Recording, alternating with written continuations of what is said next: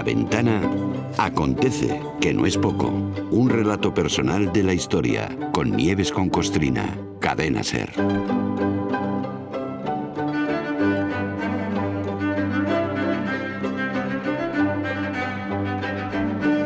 A ver cómo cuento esto. Yo no soy muy dado a estas cosas, pero empiezo a creer que en la historia, o al menos en nuestros repasos a la historia que hacemos con Nieves. Hola Nieves, buenas tardes. Hola Carla, buenas tardes. Yo empiezo a creer que funcionan algunos códigos de que rayan lo paranormal. Me explico. Los oyentes que sigan este Acontece que no es poco a través de la radio, en su cronología ortodoxa, digamos, recordarán que ayer la gran protagonista fue María Cristina de Borbón, porque hicimos un paralelismo con la Constitución que en su día permitió investigarla por corrupta y la Constitución que tenemos hoy en vigor. Vale, bien. Pues ahora resulta que la misma María Cristina resucita, pero atención, mangoneando en Ecuador. A ver, ¿esto es un chiste o qué es? No es un chiste, esto es paranormal, pero lo que pasa es que es un programa donde tratamos lo paranormal pero sin soltar bulos. A ver. Eso ya de entrada. Esto podría empezar como un chiste malo, de esos que dicen, se abre el telón y se ve a Simón Bolívar, a un presidente ecuatoriano y a Cristina de Borbón. Sí. ¿Cómo se llama la película? ¿Cómo se llama? Parásitos. Bueno, ahora cuando lleguemos al final, con una visión del conjunto de lo que vamos a contar, se va a entender muy bien. Habíamos dejado, bueno, verás, habíamos dejado, lo mencionamos de pasada, habíamos dejado pendiente rematar un asunto muy extravagante, pero muy grave. De esos que quedan ahí escondidos en un pliegue de la historia que parece un asunto banal, pero que hay que conocer porque da la medida de la ambición y de la impunidad con la que actuaban y actúan los Borbones. Simón Bolívar aparece en esta historia, bueno, pues porque murió el 17 de diciembre de 1830. Hay también un ecuatoriano, porque ese mismo año, de 1830, nació Ecuador como país independiente. Mira. Y está Cristina de Borbón, maestra de corruptos, porque tal y como adelantamos, pretendió instalar su dinastía en ese país, Ecuador, e instaurar la monarquía en la figura de uno de sus hijos. Este asunto se desveló a una mayoría de la opinión pública española en las conclusiones de la Comisión de Investigación Parlamentaria, exactamente, que se abrió a Cristina de Borbón por sus variadas corruptelas. Bolívar, Ecuador y la Borbona están relacionados en esta historia, que tiene un poquito de historia de América en general, de Ecuador en particular, y, cómo no, de la endémica corrupción de los Borbones, que intentaron extender sus tentáculos hasta el continente americano.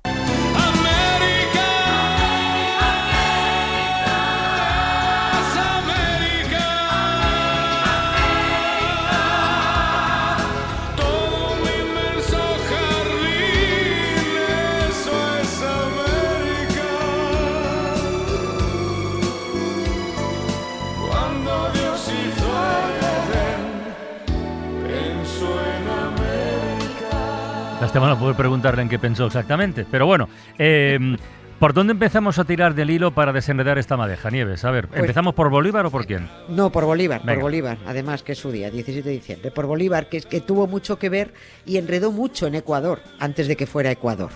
Todos sabemos que los procesos de independencia en América, centro y sur, se completaron a lo largo del siglo XIX, unos antes y otros después, pero estaba cantado que se iban a desembarazar de España. Uno de esos procesos de independencia fue el de los ecuatorianos, que aún no se llamaban así, no eran ecuatorianos. Eran quiteños, del antiguo reino de Quito, o guayacos, que se llamaban de Guayaquil. Los quiteños y los guayacos se putoindependizaron de la madre patria, que diría un Cayetano españolista. Pero por aquella parte de América enredaba un tipo muy ambicioso llamado Simón Bolívar, que no iba pidiendo las cosas por favor precisamente. Y les dijo a todos aquellos ciudadanos de Quito y de Guayaquil, ya independientes de España, les dijo algo así como: vosotros no lo sabéis, pero estáis deseando uniros a la República de la Gran Colombia, que es donde mando yo. Mira. Y así fue como aquellos territorios independientes pasaron a ser oficialmente manu militari, un departamento de la Gran Colombia. Bolívar instaló la ley marcial, colocó a funcionarios colombianos a mangonear las zonas de los quiteños y los guayacos, les incrementó los impuestos, les estancó la sal y el tabaco, en fin, les trajo frito. Vaya negocio. Sí, claro, es que este señor iba como iba. A Maduro le estará dando un ataque seguramente si nos escuchara que no, pero bueno. Pero es verdad, los trajo, menudo era el Bolívar, los trajo fritos. Enseguida, fíjate cómo los traería de fritos, que enseguida aparecieron carteles por la ciudad donde se leía último día del despotismo y el primero de lo mismo. Que la equivalencia, dicho el castellano, es que habían salido de Málaga con los españoles y se habían metido en Malagón. O sea, para entendernos, tenemos ahora mismo a los ecuatorianos, que aún no se llamaban ecuatorianos, independizados de España, sí, bien, pero obligados por Bolívar a pertenecer a Colombia. Estamos en esa. Sí, estamos en ese momento. Hasta que poco antes de que cascara a Bolívar hubo una crisis institucional suya de la Gran Colombia, hubo mucha bronca interna que llevó a que la República de Colombia, la Gran Colombia, se fragmentara. Ahí es donde Venezuela se va por un lado, Panamá se va por otro y Ecuador se va por otro. Ahí nace el Ecuador que conocemos ahora, en 1830, el Ecuador independiente. Lo llamaron Ecuador porque el país lo atraviesa, ya sabemos, esa línea imaginaria que divide el hemisferio norte del hemisferio sur. Vale, ya tenemos a Bolívar muerto y a Ecuador independiente. Y ahora entra en escena otro personaje, Juan José Flores, Juanjo. Este es el primer presidente de la República de Ecuador. Primero, mala gente, militar y un tipo que se envició con el poder.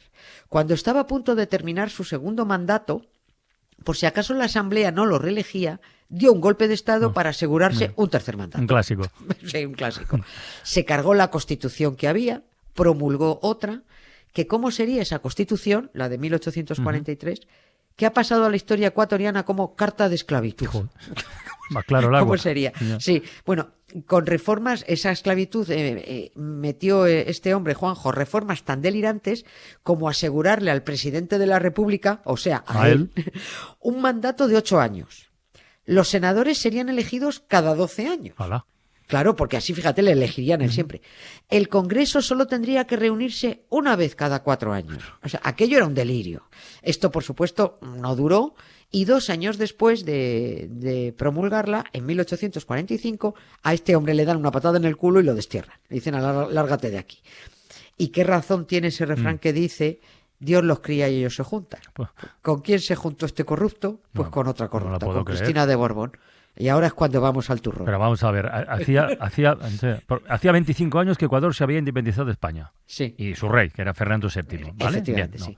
Entonces, lo que estás contando es que en ese momento venía la viuda de ese mismo rey a instalar otra monarquía con los hijos del segundo marido. Sí. Esto es una noticia del Mundo Today. Esto te lo has inventado. Esto no puede ser. Esto es el Mundo Today. Pero, sí, el Mundo Today es un mundo muy real. Es que los Borbones son así. Es que, como cantaba María Jiménez, que su mundo es otro. El expresidente de Ecuador, Juanjo, ahora enseguida se va a ver el puzzle. Se va a ensamblar el puzzle. Se exilió este hombre en Francia en 1845, justo donde también estaba exiliada Cristina de Borbón. Insistamos en que esta reina regente de España fue expulsada 2 veces del país. Sí. Cuando inició tratos con el ecuatoriano, estaba en su primer destierro, en el primero. En Francia vivía la Cristi, pues ahí vivía como el Marajá de Capurtala, como Juan Carlos en Abu Dhabi, pues vivía ahí con su segundo marido, Fernando Muñoz, y con sus 6 hijos. Todavía faltaba por llegar alguno más, pero de momento tenían 6 hijos. Nada más llegar a Francia, Juanjo, el salvapatrias empezó a enredar, porque estaba convencido de que Ecuador era ingobernable con una república. Había que instaurar una dictadura presidida por él. O sea que lo que no concebiera Ecuador sin él, no con una república, sino sin él. O la otra posibilidad era instalar una monarquía con un príncipe europeo que además pusiera pasta para financiar el asalto al poder. Cuidado. Claro, ahí estaba. Y claro, dice él, ¿algún voluntario en todo esto? Porque él ya estaba instalado en Europa y dijo Cristina de Borbón, yo misma. Mi Fernando y yo Fernando es que su marido, el segundo marido se llamaba Fernando Muñoz. Mi Fernando y yo estamos dispuestos a instalar la dinastía de los Muñoz Borbón en el trono de Ecuador. Bueno, como deseo vale, pero ¿tenían algún plan? ¿Cuál era el plan? A ver. El plan era asaltar el poder con 6.000 hombres reclutados. Sí, claro, los iban a llevar desde Europa. Iban a asaltar el poder con 6.000 hombres reclutados en Reino Unido, Irlanda y 3.000 de ellos en España. Instalar al príncipe en Quito, que era la capital de Ecuador, proclamarlo rey y después expandir el nuevo reino absorbiendo las repúblicas del Perú y Bolivia para crear lo que iban a llamar Reino Unido de Ecuador, Perú y Bolivia. No está mal. Sí, claro. Ambición sí tenían. Sí, pero la ida de olla era total. Ya. Pero Cristina de Borbón y su marido Fernando el hijo del estanquero de Tarancón, recordemos, el que por su sí. matrimonio pasó de guardaespaldas a teniente general de todos los ejércitos, senador vitalicio, grande de España. Bueno, pues Cristina y su marido dijeron, guay, pues venga, tiramos contigo, Juanjo. Podemos encajar a uno de nuestros nenes en el trono, que tenemos muchos.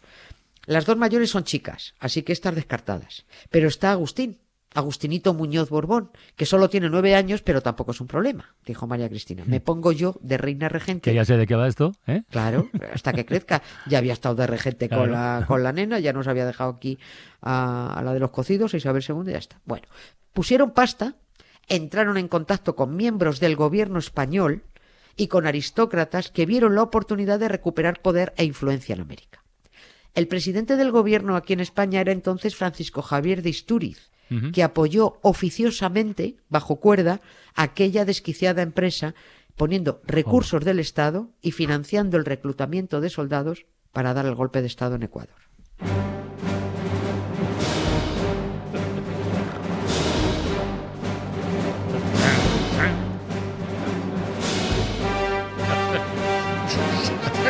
La marcha imperial es lo que toca, es lo que corresponde en esta historia, ¿eh? Oye, pero escucha una cosa. ¿Todo esto pretendía llevarlo en secreto, con discreción, o no les importaba que se supiera? Es que, a ver, no sé. sí, esto es contado ahora, estamos contándolo con 100 y pico años de distancia y parece una locura, pero el plan era absolutamente desquiciado, pero insisto en que vivían en otro mundo. El hijo de Cristina de Borbón y Fernando Muñoz, además, no era príncipe. Es verdad. Es verdad. Es más, Agustinito estuvo considerado hasta ese mismo año, 1845, un bastardo, porque el matrimonio de sus padres fue ilegal y no lo reconocían ni las Cortes ni el Vaticano. El plan de discreto no tuvo nada porque provocó además una crisis internacional con el gobierno británico tremenda. Esto en la prensa europea salió, en la española, claro, no. Porque resulta que los barcos para trasladar a las tropas a Ecuador estaban concentrados en Irlanda y en el Támesis. Los embajadores de las repúblicas americanas en Europa, que eran ya las repúblicas independientes, elevaron protestas por semejante intento de instaurar una monarquía con un medio Borbón, cuando muchos países habían concluido ya sus procesos de independencia. A ver, coste que estamos contando esto pues así muy por encima, porque es que habría mucho que relatar sobre el reclutamiento, que esto tendrá su historia más adelante, ya lo retomaremos, sobre el reclutamiento de soldados, que es que ya estaban concentrados en el País Vasco y en Santander, listos para zarpar camino de Reino Unido y de allá a Ecuador. Barbaridad. Y todo esto se conoce, digamos oficialmente, gracias a esa comisión de investigación abierta a Cristina de Borbón casi 10 años después. Claro. Es que hay que seguir el hilo, ¿eh? Sí, sí. Entre las conclusiones de la comisión parlamentaria, que fue en 1800, que se abrió en 1854, que lo recordáis, ya estoy hablando de cabeza, se señaló el absurdo intento de Cristina de Borbón y su marido Fernando Muñoz de colocar a uno de sus hijos como rey de Ecuador entre 1846 y 1847. Y ahí se detallaban las operaciones de captación de fondos, me refiero a la comisión de investigación, de captación de fondos, de tropas reclutadas y cómo se frustraron los planes cuando ya estaba la expedición preparada para partir desde Santander. En su momento, cuando se estaba fraguando este despropósito en 1846 y reclutando hombres a los que se les estaba adiestrando además en Durango, en Azpeitia, en Azcoitia, en Orduña, a los que se les prometían grandes riquezas en Ecuador, y aunque se publicaron informaciones en algunos periódicos, pues claro, aquí muy poca gente se enteró de nada. Entre algunos historiadores, toda esta película, que podría titularse Parásitos, lo que decías al comienzo, la verdad, es muy conocido y tiene varios nombres. Lo llaman, el más eufemístico y aceptado es el de Expedición Floreana, por el loco presidente Juan José Flores, que se llamaba. Esto se llamó Expedición Floreana, pero también se conoce como Invasión Hispano-Francesa a Ecuador, Segunda Conquista Española de Sudamérica o Restauración Borbónica en América. Este me gusta. Sí, que la dinastía la de los Borbones, que de verdad, y cómo son, qué lacra tan indigna la que arrastramos. Esto es tremendo. Money. Money makes the world go round, the world go round, the world go round. Money makes the world go round, it makes the world go round. Bueno, todo está muy bien, pero comprométete a que mañana no habrá ni María Cristina ni Borbones. Por favor, te lo pido, te lo ruego. No, pero al no otro te comprometes. No sé. Bueno. Bueno, yo no prometo nada, bueno, mañana no, bueno. pero vete tú a saber lo que puede pasar. Bueno, pues de momento hasta mañana. Venga, un Adiós. beso, Nieves, adiós. You need a companion, you can ring ting-a-ling for some mate. If you happen to be rich, should you find you are left by your lover and you moan and you go by the lot, you can take it on the chin, call a cab and begin to recover on your 14-carat yacht. What? Money makes the world go round, the world go round, the world go round. Money makes the go round, of that we both are sure on being poor. Money, money, money. Money, money, money, money, money, money, money, money, money.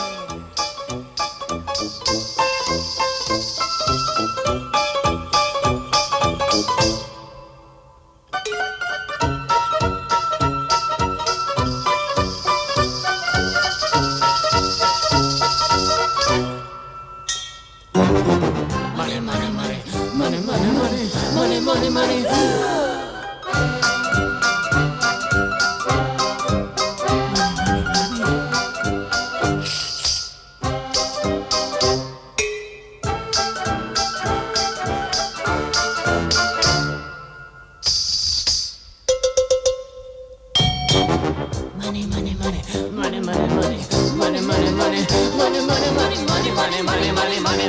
money, money, money, money, money. When you haven't any coal in your stove and you freeze in the winter and you curse to the wind at your face. When you haven't any shoes on your feet, you post in his paper and you look 30 pounds underweight. When you go to get a word of advice from the fat little pastor, he will tell you to love evermore. But when hunger comes to rap, rat-a-tat at the window. At the window. Who's there? Hunger. Oh, hunger. See how love flies out the door. Money makes the world go round, the world go round, the world. Money makes the world go round, the clinking, clanking sound of money, money, money, money, money, money, money, money. Get a little money, money, money, money, mark a yen, a buck for a pound. That clinking, clanking, clunking sound is all that makes the world go round. It makes the world go round.